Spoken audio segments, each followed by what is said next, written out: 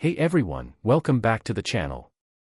In this video, I'll walk you through how to fix the infinite loading screen issue in Forza Horizon 6. If your game gets stuck during launch, just follow these steps closely. Start by checking if you have any of these programs installed on your PC: Citrix Workspace, MSI Afterburner, Riva Tuner Statistics Server, RTSS, or Overwolf. These apps can sometimes conflict with the game. If you find any of them installed, go ahead and uninstall them, then restart your computer and try launching the game again. If the problem still isn't fixed, make sure the drive where the game is installed has enough free space, around 50 to 60 gigabytes. For example, if the game is on your F drive, ensure there's sufficient storage available before starting it.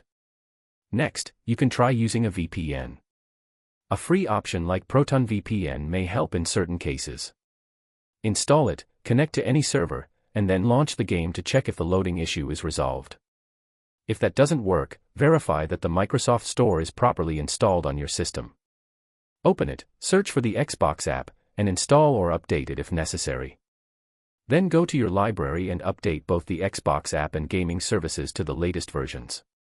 After updating, open the Xbox app, click on your profile icon, sign out, and then sign back in using the same Microsoft account.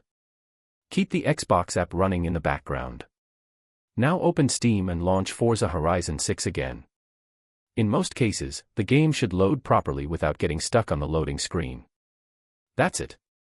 If this video helped you out, don't forget to like, subscribe, and turn on notifications so you don't miss any future tutorials. Thanks for watching, and I'll catch you in the next one.